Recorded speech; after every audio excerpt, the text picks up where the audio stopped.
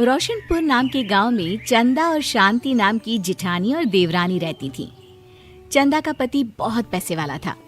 उनके पास किसी भी चीज की कोई कमी नहीं थी और उसके विपरीत शांति का पति बहुत ही गरीब और नशेड़ी था। शांति चंदा के घर में काम करके अपना घर चलाती थी। भाभी, घर पर खाने के लिए कुछ भी नहीं है। अगर आप थोड़ा खाना दे पाए तो बहुत मेहरबानी होगी। मुझे जो भी पैसे मिलते हैं वो तो आपके देवर नशे में उड़ा देते हैं। ये तुम लोगों का ना रोज रोज का ड्रामा हो गया है। अब देवर जी कमाते नहीं है तो मैं क्या करूं? तुम्हारा पति तो तुम्हारी सारी कमाई दारू में उड़ा देता है। रहने दो भूखा उसे। अरे ऐसे मत बोलिए भाभी, आप तो जानती ही हैं कि वो मन के कितने साफ हैं, पर इस बेरोजगारी के कारण उन्हें दारू पीने की लत लग गई है। अरे अपना ये रोना गाना बाद में कर लेना, पहले काम निपटा ले घर का। मेरा और टाइम खराब ना कर। जा गेहूं पीस ले, फिर तुझे कपड़े भी धोने हैं। शांति रसोई घर में जाकर गेहूं पीसने लगती है। पीसते पीसते कुछ गेहूं वहां कपड़ों में गिर जाते हैं, जिसे देखकर उसके दिमाग में एक आइडिया आता है। क्यों ना ऐसे ही थोड़े गेहूं मैं अपने पल्लू में बांधकर घर ले जाऊं, फिर एक बर्तन में जमा कर लूंगी और उसे पीसकर रोटी बना लूंगी। कुछ दिन तो ऐसे ही चलता रहा, मगर फिर एक दिन चंदा ने शांति को ऐसा करते हुए देख लिया। अरे पहले तो मुझे लगा तुम लोग बस गरीब हो, पर तुम लोग तो चोर भी हो।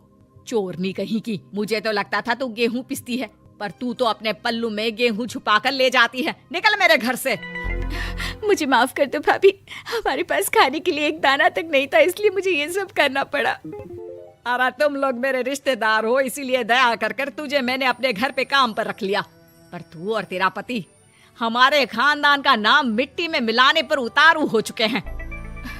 आपको मुझे जितनी गालियां देनी है दीजिए, मारना है तो मार भी लीजिए भाभी, पर मुझे काम से मत निकालिए। परिवार की बात है, वरना कोई और ऐसा काम करता ना तो धक्के मार कर कब से घर का बाहर निकाल दिया होता।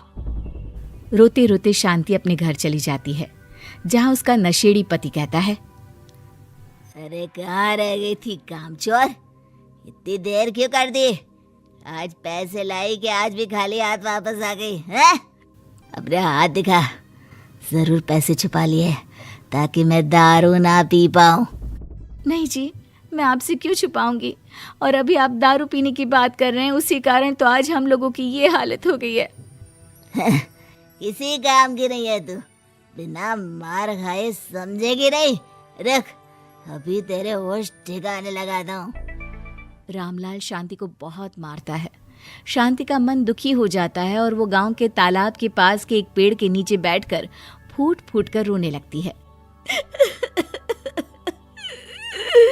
मैंने कभी किसी का बुरा नहीं किया, फिर भी भगवान मेरे साथ ऐसा क्यों कर रहा है? मैं तो रामलाल जी की फिक्र करती हूँ, फिर भी उन्होंने मुझे इतना मारा। तभी उसे एक आवाज सुनाई देती है, रोने की कोई जरूरत नहीं है बेटी, चिंता क्यों करती हो? ये आवाज कहाँ से आ रही है? शांति अपने आसपास देखती है, उसे कोई नहीं दिखता। वो ऊपर देखती है, जहाँ उसे एक छोटी सी परी दिखती है। आप कौन है? आप तो कोई परी लगती हैं। हाँ बेटी, मैं इसी पेड़ पर रहती हूँ। मैंने तुम्हारी सारी बात सुनी, अब तुम्हें फिक्र करने की कोई जरूरत नहीं। अपनी आंखें बंद करो। शांति आंखें बंद करती है और जादुई परी अपनी छड़ी घुमाती है। उसकी छड़ी घुमाते ही पेड़ के सारे पत्ते सुनहरे रंग के हो जाते हैं। परी उनमें से एक पत्ता तोड़ लेती है और फिर से अपनी छड़ी घुमाती है, जिसके कारण सारे पत्ते पहले की तरह साधारण से दिखने लगते हैं।